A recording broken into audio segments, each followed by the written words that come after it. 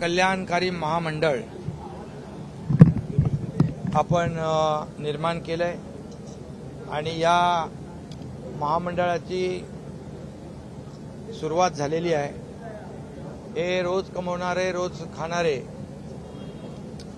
ज्यांचं हातावर पोट आहे, अशा लाखो लोकांसाठी महाराष्ट्र सरकारने एक कल्याणकारी महामंडळ केलेलं आहे। या महामंडळाच्या माध्यमातून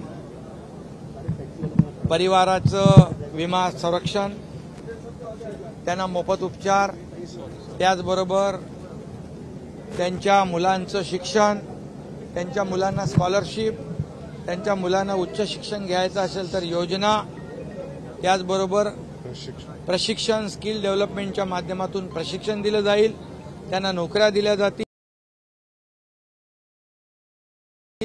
देखील त्यांना स्वतःचा रोजगार करता येईल, व्यवसाय करता येईल।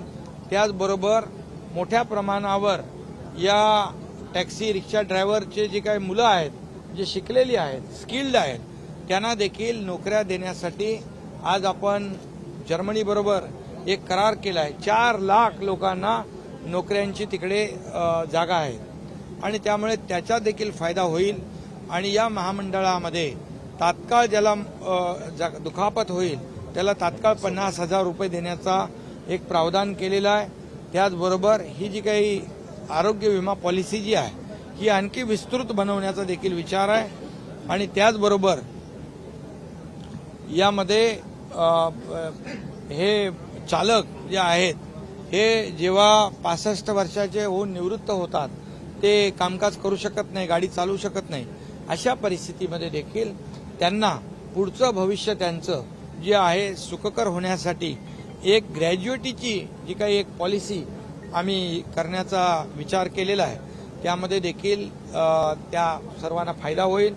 आज परिवहन विभागाने 50 कोटी रुपयाची तरतूद याच्यात केलेली आहे।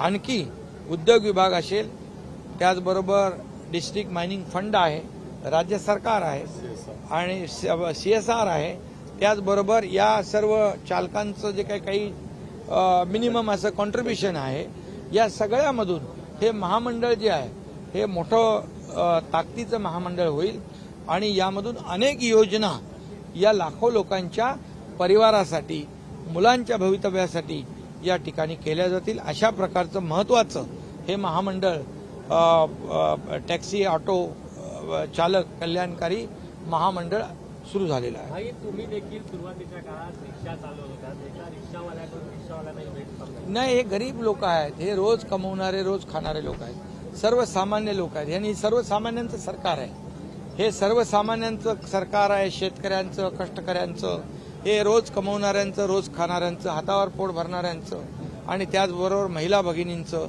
युवकांचं आणि त्यामुळे या आमच्या सरकारमध्ये सर्वांना न्याय देण्याचं काम आमचं सरकार करतंय आणि त्याचाच एक भाग आहे।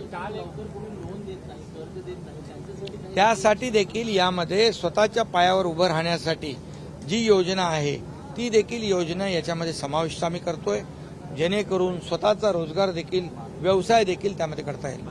आपण जर बघितलं तर स्मारकाचा मुद्दा सध्या होतोय, बाळासाहेब ठाकरेंच्या स्मारकाच्या ठिकाणी काही उभाटाचे नेते जाऊन बघून आले, नेमकं त्यांना काय सिद्ध करायचं नाही, जेव्हा ते सरकारमध्ये असताना त्यांना बाळासाहेबांच्या बद्दल काही करता आलं नाही, परंतु आमच्या सरकारने बाळासाहेबांच्या नावाने समृद्धी हायवे असेल, बाळासाहेबांचं जे तैलचित्र सेंट्रल हॉलमध्ये लावण्याचा विषय असेल, आज बाळासाहेबांचं स्मारक युद्ध पातळीवर आम्ही पुढे नेतोय, हे अशा अनेक योजना ज्या आहेत बाळासाहेबांच्या नावाच्या आम्ही या ठिकाणी सुरू केलेल्या आहेत। त्यामुळे आता बाळासाहेबांच्या विचारांचंच हे सरकार आहे आणि आपल्याला माहित आहे बाळासाहेबांच्या विचारांच्या सरकारला या महाराष्ट्रातल्या लोकांनी पाठिंबा दिलेला आहे। जे आज बाळासाहेबांचं नाव घेत आहेत त्यांचं जे काही वोट शेअर आहे 42% आहे, आमचा 48% आहे। लोकांनी बाळासाहेबांच्या विचाराला प्राधान्य दिलेलं आहे, त्यामुळे त्यांना जी मिळालेली मतं आहेत, जी वोट बँकेची किंबहुना एक अफवा पसरवून या ठिकाणी खोटं नरेटिव्ह पसरवून ही मिळालेली मतं ही तात्पुरती आहेत। पण खरं शिवसेनेचा मूळ गाभा आहे, शिवसेनेचा मूळ वोटर आहे. हा वोटर जो आहे आज धनुष्यबाणाकडे आलेला है, त्यामुळेच त्यांच्या पायाखालची वाळू सरकली. यूबीटी कहीं ना कहीं ईवीएम के बारे में गलत अफवाह फैला रही है. यूबीटी कहीं ना कहीं ईवीएम के बारे में गलत अफवाह फैला रही है. देखिए, यूबीटी जब हर समय जब उनके फेवर में जब निर्णय होता है तब वो संस्था अच्छी होती है, वो इलेक्शन कमीशन अच्छा होता है, वो न्यायालय अच्छा होता है.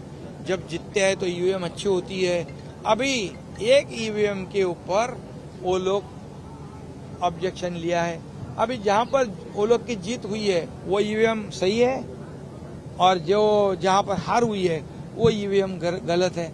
ऐसा कहना ये कैसे सच हो सकता है? ये झूठे नैरेटिव है, ये झूठ है.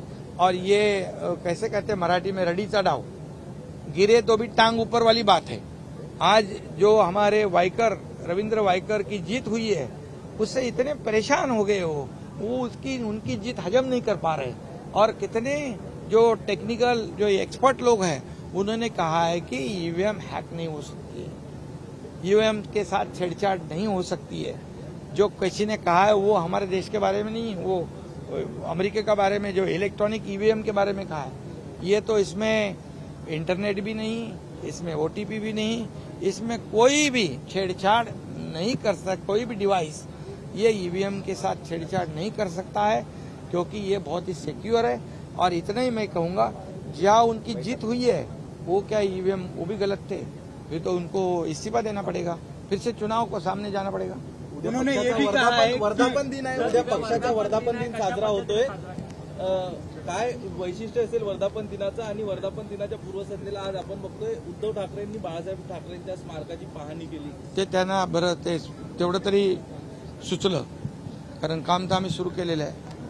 आणि उद्या वर्धापन दिन आहे शिवसेनेचा, जल्लोषामध्ये साजरा होईल. बाळासाहेबांच्या विचाराचा वर्धापन दिन आहे, त्यामुळे या सरकारने बाळासाहेबांच्या विचारांवर आधारित कामकाज केलेलं आहे. अनेक योजना बाळासाहेबांच्या नावाच्या आम्ही केलेल्या आहेत, आणखी आम्ही करणार आहोत. या राज्याचा सर्वांगीण विकास, गोरगरिबाला न्याय देण्याचं काम आम्ही करतोय. आणि बाळासाहेब देखील या सर्वसामान्य लोकांच्या पाठीशी उभे राहायचे.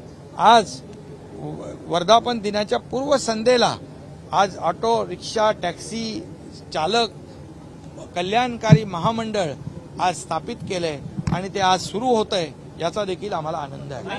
नाना पटोले का एक व्हिडिओ व्हायरल